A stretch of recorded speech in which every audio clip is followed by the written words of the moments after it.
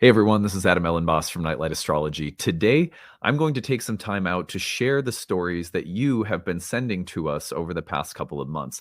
We're going to be looking at some stories that you all shared, a whole bunch of them that came in around the Mars opposition to Pluto and throughout Mars's retrograde thus far in the sign of Cancer.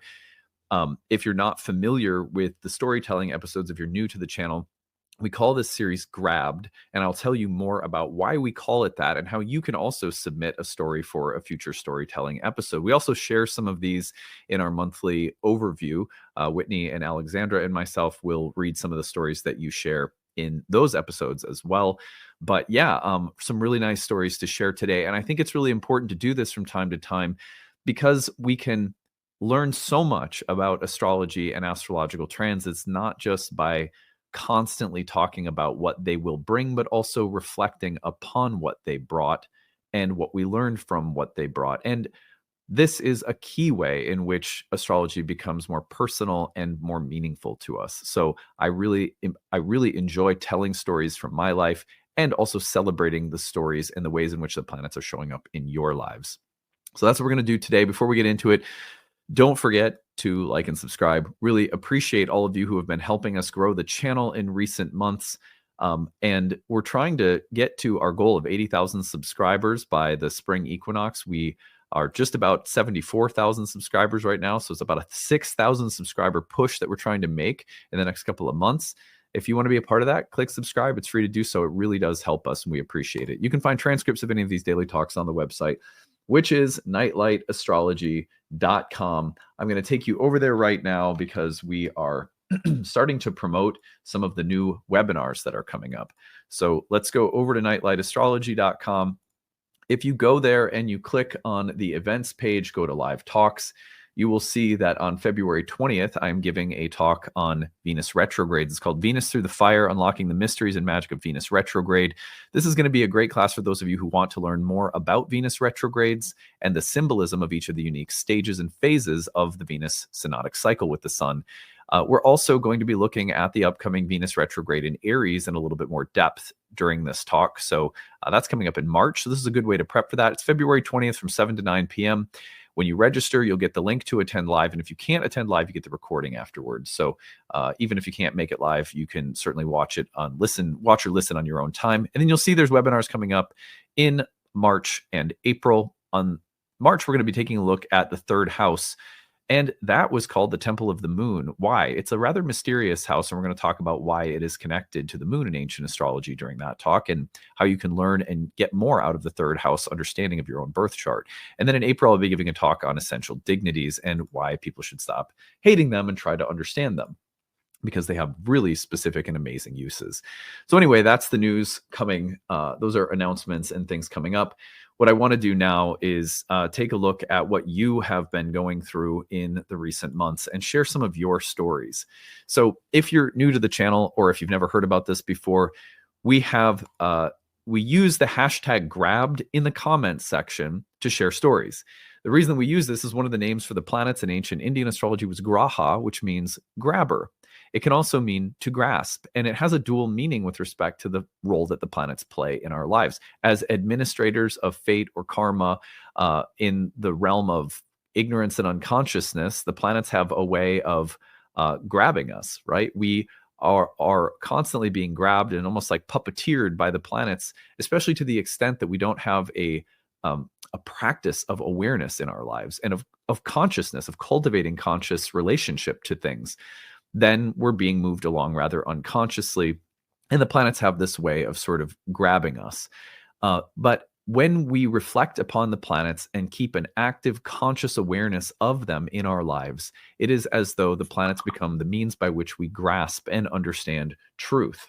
And so this kind of double meaning is really important to the way that we understand planets and the way we understand astrology itself. We want to have a conscious, healthy relationship to the planets, even if they're going to show up in ways that are unexpected and sometimes grab us.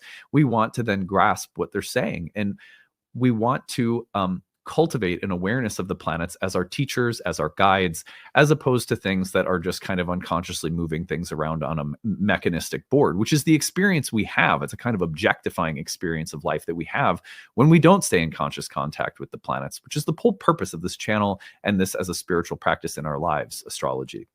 So if you ever have a story to share, all of the stories that I'm reading today from all of you around some recent Mars transits, they come through people using the hashtag grabbed and then naming the transit and telling us a brief, concise story in the comments section, or emailing us your story to grabbed@nightlightastrology.com. Don't share anything that you don't want us sharing in one of these episodes. We don't use your name. And I really don't like it when people send like a concise story. Don't send me a ton of astrological jargon and details about your chart. Just tell us the transit and tell us your story as simply and concisely as possible. Those make for the best stories for me to share. So anyway, much appreciation to all of you who shared some stories. And these two come from the Mars opposition to Pluto, right? The Mars opposition to Pluto, which occurred was it right around January 3rd? So that Mars opposition to Pluto, that was a really big deal. And it also occurred through an earlier transit in the autumn. So I'm going to go back in time a little bit here. And so we had, beginning of January, it was Mars retrograde in Leo opposite Pluto. But we also had Mars at 29 Cancer opposing Pluto around November 3rd. So we've had several Mars oppositions to Pluto. We have one more coming up in the spring after Mars goes direct and back into Leo. That won't be until late April, early May, off the top of my head. But anyway, so the other thing that people have been generally commenting on in this series of stories that I'm sharing, or sharing their stories, has been the Mars retrograde. Mars retrograded around the early part of December. It was like the 8th or 9th, something like that. And Mars's retrograde has been going on since then, backing into Cancer in the early part of the new year. So we've got some stories to share from Mars's retrograde in Cancer and two oppositions from Mars and Pluto. And I thought, you know what, these have been such big transits for so many people. Let's focus our storytelling episode on those. There's some really, I mean, easily the most vivid stories that I archived for us over the past couple of months were from the Mars Pluto transit and from the Mars retrograde. So that's what I'm focusing on today. As you all know, I choose different transits each episode to focus on. So next time we'll do something else. And you can also, we always end up using 4 or 5 grabbed stories from the previous month in each new month's astrological overview. Whitney, Alexandra, and myself will read some of your stories there as well. So on that note, let me now tell you some of the stories that you all shared from Mars-Pluto's opposition. We'll start there, and then we'll move into the retrograde.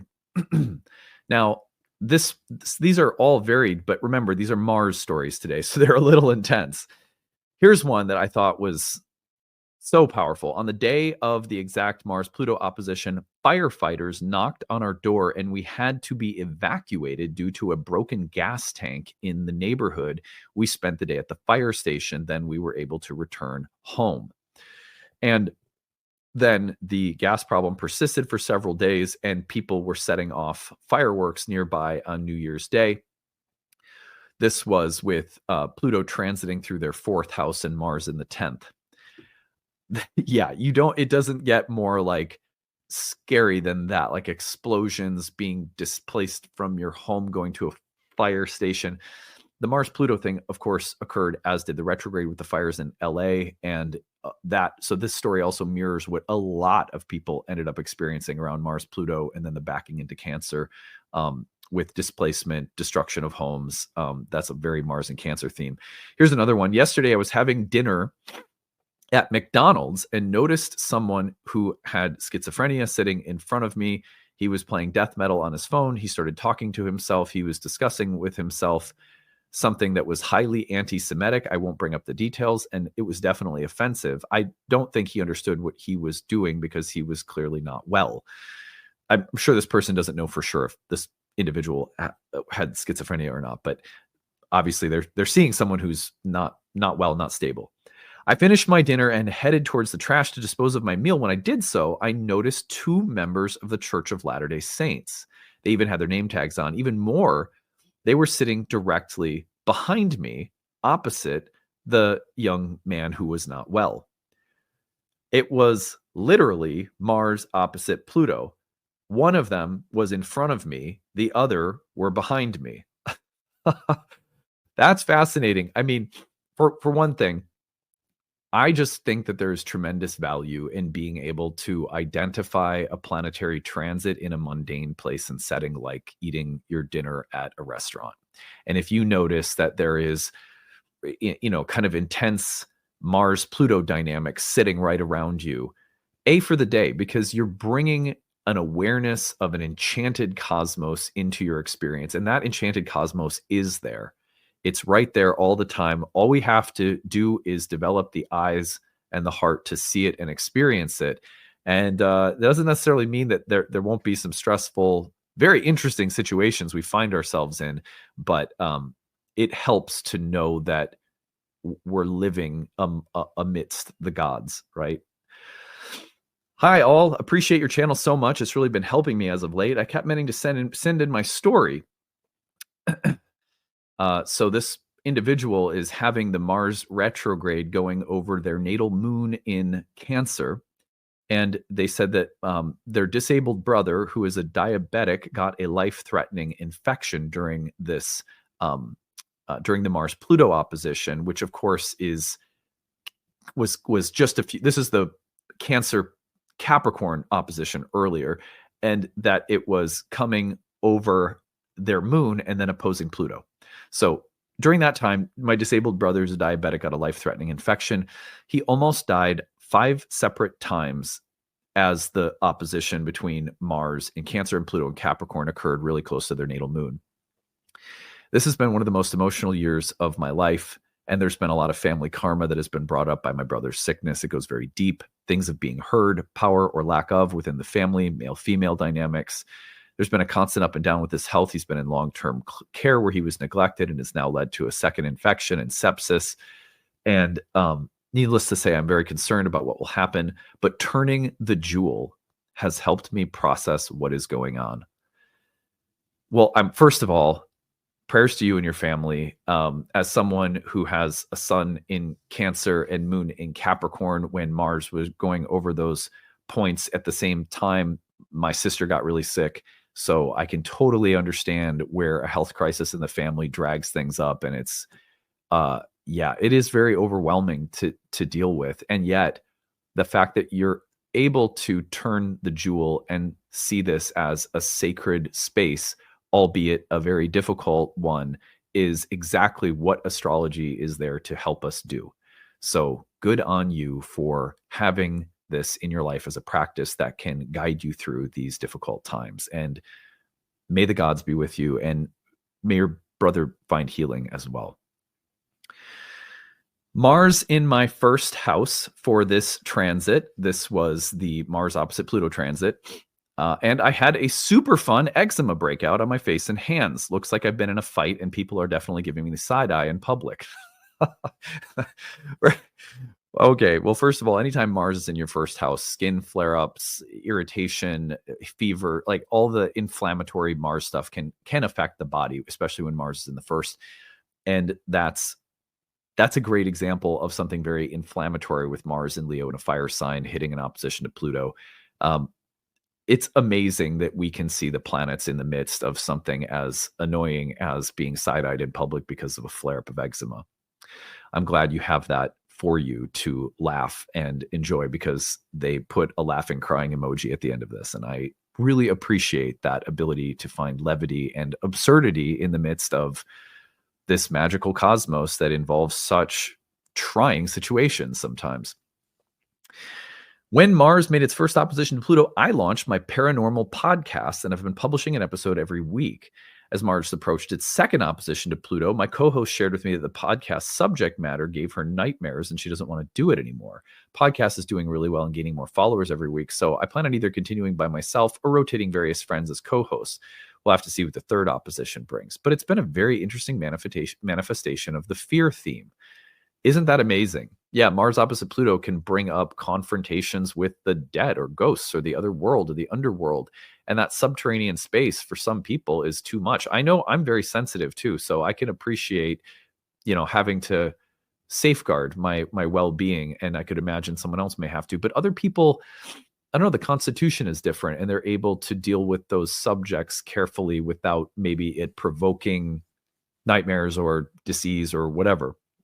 Yeah, it's fascinating that you're able to track that along the Mars-Pluto lines. I love the way you saw that. That was really cool. Here's another one. Just as Mars went retrograde into Cancer in my 9th house, that's a place of higher education, learning, spirituality, I'm taking up your year 1 course again with full vigor and determination. I had started it previously, but had to pause because I was in the midst of finishing another course in agriculture. We moved house, started a business, learned how to manage the olive garden, produce oil, and many more things. I have never left astrology in that time, but now that things have calmed down, I'm back to finishing this course and hopefully going on to year 2. I can't believe that. First of all, that's awesome. Isn't it interesting how when a retrograde comes through, the opportunity to revisit something and complete something or resolve something from the past that maybe has been unresolved comes up? It's a beautiful, simple example of a retrograde. Here's someone else that says, 2 days after the ingress of Mars into Cancer, my son cut his finger. There was blood all over and he completely freaked out. Yeah, it's amazing how that simple symbolism of cuts, bruises, nicks, dings that comes up when Mars retrogrades into a place of its stability, and it will hit a vulnerable place like your children or in your home or your kitchen or something like that. This is another example that's very similar. As soon as Mars entered Cancer, we had 2 different occasions where hot boiling water shattered glass jars we were using in our home. So Mars in Cancer. Isn't that amazing that you can see something so simple through the lens of astrology that's happening that seems like it has no meaning or relevance because it's just hot water and glass, but it's not. When something like hot water and glass is more than something than just hot water and glass, that's what astrology brings into our life. And often you don't know what the meaning of this showing of symbolism is, but you know it's there. It's as though you're just getting the hairs standing up on the back of your neck when all of a sudden you think of someone who passed away and you can say, they're here. There's something like that with astrology too, where a glass jar shatters with hot water, Mars is in Cancer, and you go, there are higher forces and intelligences, gods, angels, daimons, they're here. And even just that reminder, if not some kind of decoded meaning, is enough. I'm in my 7th decade, but have still struggled with the abuse I suffered as a child from a close family member. Learning about the connection with my natal Mars in Cancer during this retrograde is helping me process it in a healing way that I've never been able to do before. Thank you. Well, thank you. And isn't astrology amazing that under a Mars retrograde in Cancer in your 70s, you can access an understanding of a trauma that has had a very hard time moving or shifting. This is what astrology is for. There is a way in which we don't know until we know, or we're not ready until we're ready to heal, to let go, to understand something.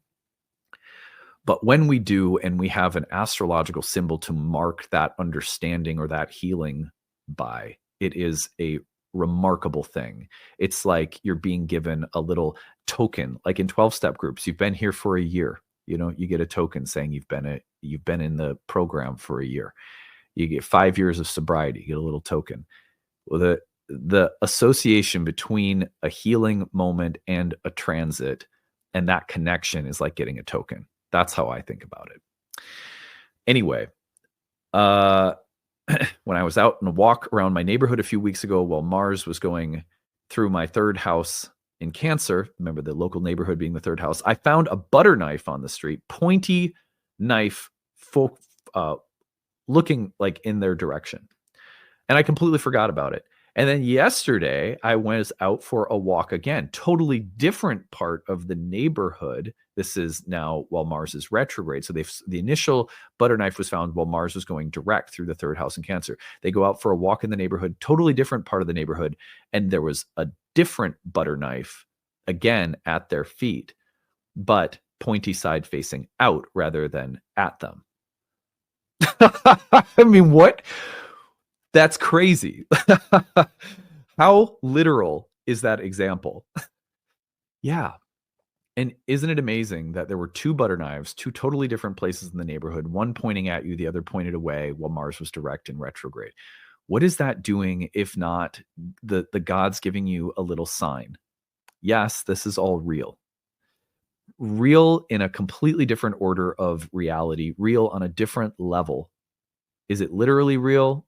Not really. Is it symbolically real? Yes. And what is that symbolic level of reality? Why don't we give it enough attention? Why don't we take it more seriously? I think that those kinds of examples are little winks from the gods saying, this is a system of signs and omens and instruction and guidance that has a purpose in your life. The day Mars retrograded back into Cancer, my husband and I had two heavy, painful, illuminating conversations about our relationship. Each of us said some honest, vulnerable, and hurtful things. It's become clear in order to protect our marriage and young kids, we both need to do some serious work alone and together. For the first time, separating seems a real possibility.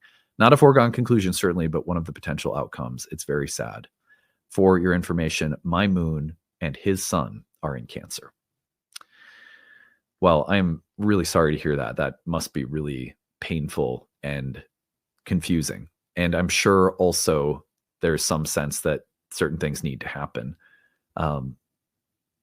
In my experience, doing hard things together, whether that means doing some things personally to grow and heal, doing some hard work therapeutically together, those are things that I think all successful relationships that I've ever known of do go through periods like that. And so my hope is that you'll be able to figure things out, obviously. I've heard lots of stories over the years of counseling with astrology of people who go through difficult transits and it triggers healing. It triggers mediation and compromise and, negotiation. And those, we're meant to be mirrors for each other on some level. We're meant to not just be enjoyable partners, but also agents of change and growth for each other. And so my hope for you is that that will be the case. But even if you have to go your own separate ways, I hope that it is peaceful and healthy. So that's a hard one though. And I'm sure all of our hearts everyone who's listening to this, I'm sure our hearts go out to you. Now, the final story will end on a light note. Mars retrograded back into Cancer this morning into this person's 8th house. And I just had the worst explosive diarrhea in my 23 years of life. Like, not hyperbole at all. I'll spare you the details, but to suffice to say, there was a lot of carnage. As I was fighting for my life on the porcelain throne, I thought to myself, is this the cosmos way of saying happy Mars in Cancer? Here, have a violent, watery outburst to tune into the moment. As Mars re-entering my 8th house, maybe I was purging, cutting some karmic attachments through that experience. Ha. Or perhaps my bowels have just gone through a death and rebirth experience and will emerge from the crisis transformed. I certainly feel light as a feather now. Thank you for reading this disgusting example of how a transit has shown up in my daily life. Hopefully whoever reads this was able to have a good laugh. Thank you for all you guys do. You're absolutely one of my favorite YouTube channels, content creators. I'm grateful for the opportunities you provide us to feel the pulse of the universe through astrology. And the pulse of the universe, even through poop. Let's be real. Oh my God. That is so gnarly and totally appropriate. Interestingly, the 8th house is associated with the evacuation space in the human body. So that was a traditional medical designation associated with the 8th house. Anyway, wow. Whoa. That is, well, let me tell you what these stories do for me. And you guys know, if you've watched these, I like to reconfigure what we just listened to in terms of the beautiful gift that astrology is in our lives. Because that's cosmic shit, not just regular, mundane, explosive shit. You have a totally different lens through which to view the absurdity of that situation because of astrology, and that is a gift. It's not just a marriage potentially falling apart or going through a healing crisis. It is a cosmic intervention when you can see the planets in the midst of what you're going through. And there is a trust that comes along with that is profound. It's a butter knife from the gods, not just a random object. That is beautiful. It's a god inflamed in your skin, not just eczema. And there's something about that causes us to stand in wonder and awe and like literal irritation. The gods get under our skins. They have to. Otherwise, life just isn't what it needs to be somehow. It's generational karma, and it's a moment of tremendous historical resolution that has a cosmic significance when you finally are able to get into some of the roots and let go of an old trauma from your family. It's not just hot water and breaking glass. It's planets exploding into your awareness, reminding you this is a sacred experience. It's not just a cut finger. It's an omen. It's not just a retrograde. It's a reinvigoration, time to get back to my studies. It's not just an infection that your brother is having that is purely chaotic and unfortunate. It is a cosmic test in a meaningful cosmos that we have an opportunity to face with courage in our hearts and love. It's not just a podcast, it's a transmission. And some people will be able, those topics can literally invoke energies. And we can see that with the astrology. It's not just a broken gas tank. It's a reminder that the ground we stand on is tentative. It's as though many people experienced the reality of the burning bush. You take your sandals off on the ground of the numinous, sacred, and sometimes destructive powers of the gods in the universe. And it can remind us of how precious and sacred and vulnerable and fragile life is, and yet how strong and beautiful we are in our hearts too. It's not just a broken gas tank. The ground we stand on is holy. It's not just a random encounter with intense people at McDonald's. It's a reminder that archetypal fields surround us and move through us. And for these reasons, I love astrology, whether it is a broken glass in the kitchen or a marital intervention or whatever else is happening on any level, big or small. The universe has a way, when we walk astrologically through it, of reminding us that there's no mistakes here. There is an embarrassment of riches when it comes to meaning and symbol and myth and metaphor, and life becomes so poetic and our experience is so profound. And that does not whitewash or take away any of the existential angst or despair or doubt or confusion or pain or suffering, but it places it into a realm of cosmic significance. And in my mind, that's what most people long for. It's not tidy solutions. It's not pat answers. It's not even salvation. It's just a sense that this too belongs. This too has beautiful significance. And all of these symbols were called significators. So I'll leave it there today. Thank you for listening. Thank you for sharing your stories. If you ever have a story to share, use the hashtag grab, tell us the transit, tell us your story, keep it concise, or email it to us, grab@nightlightastrology.com. We'll see you again tomorrow.